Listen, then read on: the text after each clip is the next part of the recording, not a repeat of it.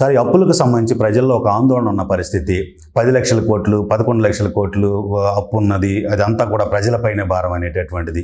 అసలు ఈ అప్పుల ప్రభావం భవిష్యత్తులో ప్రజలకు ఎలాంటి పరిస్థితుల్ని ఎదుర్కొనే పరిస్థితి నెలకొనేటటువంటి అవకాశం ఉందంటారు? మీ అంచనా, మీ ఆలోచన, మీ అనాలిసిస్ ప్రకారం. ఒక ఇంటిని ఊహిద్దాం సార్. సపోజ్ నా ఇల్లే ఉంది. Okay sir. నాకు వచ్చే ఆదాయంతో ఈ ఇంటిని నడపాలి. ఓకే. కానీ నేనేం చేస్తాను, విలాసాల కోసం నేను అప్పులు తెచ్చుకుంటాను. ఆ అప్పులు తెచ్చుకోవడానికి నా దగ్గర ఉన్న ఆస్తులు చూపిస్తాను, తర్వాత ఈ ఇంటిని కూడా చూపిస్తాను, అప్పులు తెచ్చుకుంటాను. ఓకే. ఆ తర్వాత నేను కట్టలేకపోతే ఏమవుతుంది, వాళ్ళు వచ్చి జప్తు చేస్తారు నా ఇల్లు. సో ఇంటి నుంచి బయటికి వెళ్ళాల్సి వస్తుంది. అప్పుల వాళ్ళంతా కూడా వచ్చి నన్ను గేలి చేస్తారు. కాబట్టి ఫైనల్గా ఏం చేస్తాను, నేను ఆత్మహత్య చేసుకుంటాను. ఇది ఒక ఇంటికి సంబంధించిన విషయం. మరి దాన్నే రాష్ట్రానికి వర్తించండి. మరి రాష్ట్రానికి అప్పులు ఇచ్చిన వాళ్ళంతా రేపు అప్పుల వాళ్ళు వస్తారు కదా, ఇవ్వండి డబ్బులు ఇవ్వండి అని. తర్వాత వచ్చే వాళ్ళకి అప్పులే రావు. మరి ఎలా చేస్తారు? ఇన్ని మీరు ఫ్రీ బీలు పెడుతున్నారు, ఇన్ని ఫ్రీ పథకాలు పెడుతున్నారు, మరి వీటికన్నా ఎక్కువ చేస్తామంటున్నారు వేరే వాళ్ళు. ఇప్పుడు వీళ్ళు ఇచ్చిన దానికన్నా వీళ్ళు ఒక అబ్బాయికి ఒక పిల్లవాడికి అమ్మఒడి ఇస్తే మేము ముగ్గురికి ఇస్తామంటున్నారు. మరి ఇంకా అప్పుల భారం పెరుగుతుంది కదా. సో అప్పుడు పెరిగినప్పుడు ఏం చేస్తారు? మన ఇంటిని అయితే చాలా జాగ్రత్తగా చూసుకుంటాం, మనం అకౌంట్లు చూసుకుంటాం, ఒక చార్టెడ్ అకౌంటెంట్ని పెట్టి అప్పులు ఎలా తీసుకోవాలి, ఎట్లా చెల్లించాలని ఎంత జాగ్రత్త తీసుకుంటామో, రాష్ట్రం వచ్చేసరికి అది మంది కాదు. తెచ్చుకురండి అప్పులు. ప్రతి శుక్రవారం వెళ్ళండి ఆర్బీఐ దగ్గర, ఈ భూములు పెట్టండి, ఆ ప్రాపర్టీలు పెట్టండి, ఇవి పెట్టండి. ఎందుకంటే అవి మనవి కాదు కదా. ఓకే. ఎందుకంటే మనవి కాదు అన్న కాన్సెప్ట్ ఇప్పుడున్న రాజకీయ నాయకులకు ఉంది. అదే మన ఇల్లు అయితే ఎంత జాగ్రత్త తీసుకుంటాం. రేపు ఎక్కడైనా యాపిల్ పళ్ళు కొనుక్కోవాలంటే ఒక్కొక్క పండు చూసి తీసుకుంటారు. Okay sir. ఎంత జాగ్రత్త, ఎందుకంటే నా జేబులోంచి డబ్బులు తీసుకుంటాను కాబట్టి. అదే ప్రభుత్వ డబ్బు అయితే నో కేర్, ఏదైనా చేయొచ్చు. ఆ విధంగా మనం చేసుకుంటూ చక్కగా రేషన్ దుకాణాలు పెడుతుంటే బండ్లు పెట్టారు ఇప్పుడు సార్. మరి దానివల్ల ఏమైంది, ఖర్చు పెరిగిపోయింది. ఎంత కష్టం ఉంది. మళ్ళా చూసినా ఈ బండ్ల వెనకాల లైన్లోనే ఉంటున్నారు జనాలు. ఇళ్ళకేం సప్లై చేయట్లా. ఆ బండి వచ్చి ఒక చోట ఆగుతుంది, మళ్ళీ జనాలు లైన్ కడతారు. మరి ఇందులో ఏముందండి, ఇంకా ఎక్స్ట్రా ఖర్చు కదా ఇది. బండి ఖర్చు, డ్రైవర్ ఖర్చు, డీజిల్ ఖర్చు, ఇవన్నీ. కాబట్టి మనది కానప్పుడు ఏదైనా చేస్తాం, మనదైనప్పుడు జాగ్రత్త పడతాం. జై భారత్ నేషనల్ పార్టీ ఈ రాష్ట్రం నాది అనుకుంటుంది, ఇక్కడ ప్రజలు నా బంధువులు అనుకుంటున్నారు. కాబట్టి వీళ్ళు చక్కగా ఉండాలి, ఆనందంగా ఉండాలి, ఆత్మగౌరవంతో ఉండాలి అనుకుంటున్నారు. కాబట్టి ఈ అప్పుల ప్రభావం ఖచ్చితంగా చూపుతుంది. 972 కిలోమీటర్లు ఉంది మనకు తీరం. Okay sir. కొన్ని కిలోమీటర్ల తీరం ఉన్న గోవా ఎంతమంది టూరిస్టులను తెచ్చుకుంటుందండి. మరి 972 కిలోమీటర్లు ఏం చేసాం టూరిజం మనం? ఎన్ని గోవాలు సృష్టించవచ్చు ఇక్కడ. ఎంత చక్కని ప్రదేశం ఉంది, ఎంత సోలార్ ఎనర్జీ ఇక్కడి నుంచి మనం తీసుకురావచ్చు, ఎంత చక్కని అవకాశాలు ఉన్నాయి మన దాంట్లో. మన దగ్గర ఉన్నంత టూరిజం ఇంకెక్కడా లేదు. కానీ ఇక్కడెక్కడ డెవలప్ చేయలేదు. ఎందుకంటే టూరిస్ట్ ఎప్పుడు వస్తాడు మన రాష్ట్రానికి? నేను సేఫ్గా ఉంటానంటే టూరిస్ట్ వస్తాడు. మీరు చూడండి, గోవాలో సాయంత్రం 5 తర్వాత మీకు పోలీసులు కనపడరు. అయినా కూడా ప్రజలు ఎంత ఫ్రీగా తిరుగుతారు. వాళ్ళలో ఉన్న ఆత్మవిశ్వాసం. ఇక్కడ చూడండి, ఎవడైనా ఒక మాట మాట్లాడితే వెంటనే పోలీస్ కేసు, వెంటనే అరెస్ట్ చేయడం, నాయకులను తిప్పడం, ఇటువంటివన్నీ చేస్తున్నది. ఈ విషయాలు ఇక్కడే ఆగవు కదా. ఇక్కడ వాళ్ళకి చాలా బాగా అనిపిస్తుంది, ఏం చేశాడు రా వాడిని లోపలేసాడు అంటారు.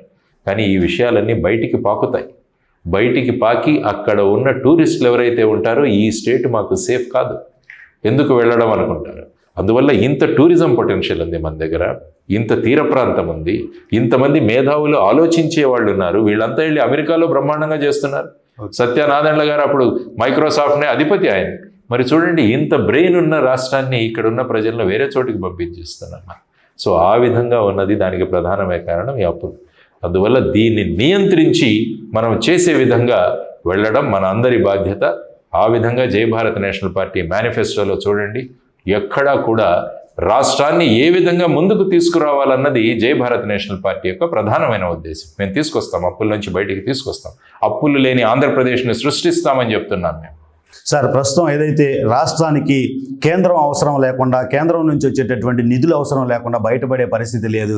రాజధాని నిర్మాణం కావచ్చు, రోడ్లు కావచ్చు, ఇతర డెవలప్మెంట్కి సంబంధించి కావచ్చు, నేషనల్ ప్రాజెక్టులకు సంబంధించి కావచ్చు, జాతీయ పార్టీతో కావచ్చు, అలాగే కేంద్రంలో ఉన్నటువంటి ప్రభుత్వంతో కలిసి పనిచేయని పరిస్థితుల్లో వాళ్ళ యొక్క దయాదాక్షిణ్యాల మీదే ఆధారపడి ఉంది ఏపీ స్టేట్ అనేటటువంటిది ప్రస్తుతం చర్చ. జై భారత్ నేషనల్ పార్టీ కేంద్రంలో ఏ ప్రభుత్వం ఉంటే రాష్ట్రం అభివృద్ధి చెందుతుంది అనుకుంటున్నారు? కేంద్రంతో ఉన్నటువంటి పార్టీలు దేనితోనైనా కలిసి పనిచేసే ఆలోచన ఉందా? జై భారత్ నేషనల్ పార్టీ రాష్ట్రంలో వస్తే కేంద్రంలో ఏ ప్రభుత్వమైనా సరే పథకాలు తీసుకొస్తాం. అందుకనే మా మేనిఫెస్టో చూస్తే అందులో కేంద్ర ప్రభుత్వ పథకాలు అమలు చేయడానికి ఒక మంత్రిత్వ శాఖను పెడతామని. Okay sir. ఎందుకంటే కేంద్రం దయాదాక్షిణ్యాల మీద ఉండాల్సిన అవసరం లేదు. మనం ఓకే కేంద్రం వాళ్ళు మన దగ్గర నుంచి తీసుకున్నారు, జిఎస్టీ రూపంలో మనం పే చేస్తున్నాం. అందులోంచి సుమారుగా టోటల్ 42% ట్యాక్స్ మనకు రావాలి. ఇది ధైర్యంగా మనం వెళ్ళి మాట్లాడగలగాలి. ఇక్కడ ధైర్యం లేదు, వీళ్ళకి కారణాలు చాలా ఉన్నాయి.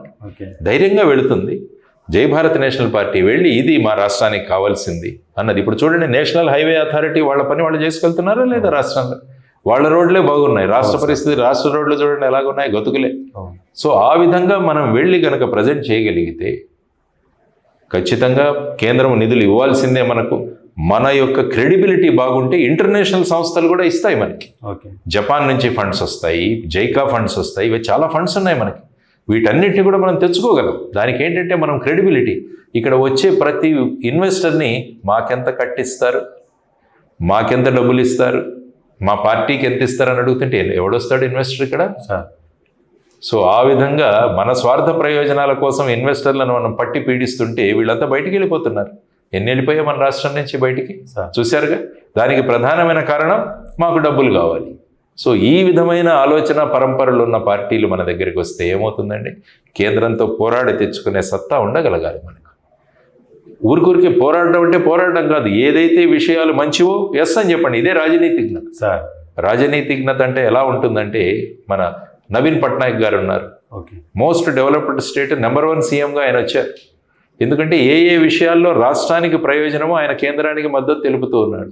ఎక్కడైతే రాష్ట్ర ప్రయోజనాల కోసం వాళ్ళు పనిచేయనప్పుడు గట్టిగా నిలబడుతున్నాడు ఆయన. మన వాళ్ళు ఎక్కడ నిలబడ్డారు? అవకాశం ఉన్న 4 అవకాశాలు మనకు ప్రత్యేక హోదా రాకుండా వాళ్ళు చేశారు. మరి ఏంటండి ఇదంతా? సో ఇవన్నీ ఆలోచించాల్సిన అవసరం ఉంది మనకి. సార్, ఒక ఐపీఎస్ ఆఫీసర్గా టెక్నాలజీ పెద్ద ఎత్తున ముందుకెళ్తున్నటువంటి రోజుల్లో మీరు దాంతోపాటు ప్రయాణిస్తున్నటువంటి పరిస్థితుల్లో వ్యవసాయం అనేటటువంటి ఒక రంగాన్ని మీరు ఉద్యోగం నుంచి బయటకు వచ్చిన తర్వాత రాజకీయ రంగాలకు సంబంధించి ఇంకా ఎంటర్ అవ్వకముందే వ్యవసాయ రంగం పైన కాన్సన్ట్రేట్ చేసి స్టేట్ మొత్తం పర్యటించారు. ఎందుకంటారు అసలు రాష్ట్రానికి, వ్యవసాయానికి, మీరు వ్యవసాయ రంగానికి సంబంధించి కాన్సన్ట్రేట్ చేయడానికి ఏంటి ఒక అవినాభావ సంబంధం ఏంటి? దీంతోపాటు ఏపీ స్టేట్ వ్యవసాయ సంబంధమైనటువంటి అంశాలు ఇంప్లిమెంట్ చేస్తున్న నేపథ్యంలో వాటిల్లో లోపాలు ఉన్నాయా ఏంటి, ఏం చెప్తారు? వ్యవసాయంలో కలుపు తీయడం నేర్చుకున్నాను.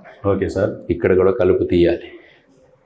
నాట్లు వేయడం నేర్చుకున్నాను వ్యవసాయంలో. ఇక్కడ కూడా అభివృద్ధి అనే నాట్లు వేయాలి. కాబట్టి వ్యవసాయ క్షేత్రం నాకు నేర్పింది, మట్టి నేర్పిస్తుంది. మట్టిలో మన చేతులు వెళితే ఎన్నో నేర్చుకోవచ్చు ఈ చేతుల్లో. కాబట్టి ఈ 3 సంవత్సరాలు ఆ మట్టిని చాలా నేర్పించింది నాకు. వ్యవసాయాన్ని ఏ విధంగా ముందుకు తీసుకెళ్లాలో నేర్పించింది. అందుకనే మా మేనిఫెస్టోలో మాట్లాడితే మీరు ఇప్పుడు 7,500 రూపాయలు రైతు భరోసా ఇస్తున్నారు, అది 10,000 చేస్తామన్నారు. Okay sir. కేంద్రం ఇచ్చే 6,000 కలిపితే 16,000 అవుతుంది. స్వామినాథన్ కమిషన్ రిపోర్ట్లో ఏవైతే వాళ్ళు C+50% C2 వేశారో దాన్ని మేము ఇస్తామని ఓపెన్గా మా మేనిఫెస్టోలో చెప్పి, ఈరోజు హర్యానాలో రైతులు ఏమడుగుతున్నారు సార్? ఎంఎస్పి మినిమం సపోర్ట్ ప్రైస్ని చట్టబద్ధం చేయమంటున్నారు. మేము ఆల్రెడీ చట్టబద్ధం చేస్తామంటున్నారు. వ్యవసాయ కూలీలు దొరకట్లేదు, వారి కోసం 5,000 రూపాయలు సంవత్సరానికి రైతుకి ఇస్తామంటున్నారు. ఇక్కడ కులాలు, సామాజిక వర్గాలు ప్రసక్తే లేదు. రైతు అన్నవాడు రైతే. రైతు ఎప్పుడు సామాజిక వర్గానికి చెందడు, రైతు సమాజానికి చెందిన వ్యక్తి అన్నది మనం నేర్చుకోవాలి. సో సిగరెట్లు తయారు చేసేవాడు హాయిగా ఉన్నాడు, సిగరెట్ హానికరం, కానీ సిగరెట్ వ్యాపారి డబ్బులు సంపాదిస్తున్నాడు. మద్యం ఆరోగ్యానికి హానికరం, మద్యం వ్యాపారి డబ్బులు సంపాదిస్తున్నాడు. తిండి మన ఆరోగ్యానికి ముఖ్యం, కానీ తిండి పండించే రైతు నష్టాల్లో ఉన్నాడు. కాబట్టి ఈ రైతును నష్టాల నుంచి ఎలా బయటికి తీసుకురావాలన్నది ప్రధానమైన కాన్సెప్ట్. మా దాంట్లో చట్టబద్ధమైన వ్యవసాయ కమిషన్ ఒకటి ఏర్పాటు చేస్తామన్నాం దాంట్లో. తర్వాత రైతులు కావాలంటే వాళ్ళ భూముల్లో సోలార్ ఎనర్జీ ప్లాంట్లు పెట్టుకోవడానికి మేము పర్మిషన్ ఇస్తాం. దానివల్ల ఏమవుతుందంటే ఎక్స్ట్రా ఆదాయం వస్తుంది. తర్వాత వచ్చేసి ఈ డైరీ, పౌల్ట్రీ ఇవన్నీ పెట్టుకోవడానికి, ఆక్వా ఇవన్నీ పెట్టుకోవడానికి కూడా మేము సహకరిస్తామని రైతు ఆదాయాన్ని రెట్టింపు చేయాలని కేంద్ర ప్రభుత్వం చెప్పింది. కానీ సుప్రీంకోర్టులో వెళ్ళి అఫిడవిట్ ఇచ్చింది, మేము చేయలేమని.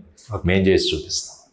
మాకు ఆ సత్తు ఉంది. టెక్నాలజీ తీసుకొస్తాం, రైతులందరినీ సమాయత్తపరిచి FPOలు ఏర్పాటు చేస్తాం, ఫార్మర్ ప్రొడ్యూసర్ ఆర్గనైజ్. సేంద్రియ వ్యవసాయాన్ని ప్రమోట్ చేస్తాం, దాన్ని ప్రమోషన్ చేస్తాం, దాని మార్కెటింగ్కి మేము చేస్తాం. ఎక్స్పోర్ట్ రైతుని ఒక వ్యాపారిగా తయారు చేసే బాధ్యత మేము తీసుకుంటాం అన్నమాట. రైతుకు స్టేటస్ పెరగాలి. మేము అనుకుంటున్నది ఏంటంటే జనవరి 26, ఆగస్టు 15 జిల్లా కలెక్టర్లు, ఎస్పీల కార్యాలయాల్లో, అసెంబ్లీలో కూడా జెండా ఎగరేసేది రైతు కావాలి అనుకుంటున్నాం. రైతులను ఆహ్వానిస్తాం ఆ రోజు. ఒక్కొక్క ఆదర్శ రైతు ఆ జిల్లాలలో జెండా ఎగరవేస్తాడు. జై జవాన్ జై కిసాన్, ఇది మా నినాదం. సో ఆ విధంగా రైతులను ముందుకు తీసుకెళ్తాం మేము. సార్, మీరు ఏదైతే మొదట రాజకీయాల్లోకి ఎంటర్ అయినప్పటి నుంచి ఒక నియోజకవర్గంలో యాస్పిరెంట్ కంటెస్టెంట్ ఎవరైతే ఉంటారో వాళ్ళు ఒక బాండ్ ఇవ్వాలనేటటువంటిది మీరు చెప్తున్నారు. జై భారత్ నేషనల్ పార్టీ దాన్ని అమలు చేస్తుందా? మా మేనిఫెస్టో అని బాండ్లో ఇస్తాము. 175 నియోజకవర్గ మేనిఫెస్టోలు తయారవుతున్నాయి. ఓకే. ప్రతి క్యాండిడేట్ ఆ బాండ్ పేపర్ మీద రాసిస్తాడు. ఈ 5 సంవత్సరాల్లో ఇవి చేస్తానని బాండ్ పేపర్ మీద రాసిచ్చి, మేము చేయకుంటే మమ్మల్ని సివిల్ కోర్టులకు లాగండి, పోలీస్ స్టేషన్లో మా మీద 420 కేసులు పెట్టండి. ఇది ఓపెన్గా చెప్తుంది జై భారత్ నేషనల్ పార్టీ. ఏదైతే విశాఖపట్నంలో ఈ మొదలు పెట్టామో అది మొత్తం రాష్ట్రానికే విస్తరింపజేసి జై భారత్ నేషనల్ పార్టీ ఆ విధంగా ముందుకు వెళ్తుంది.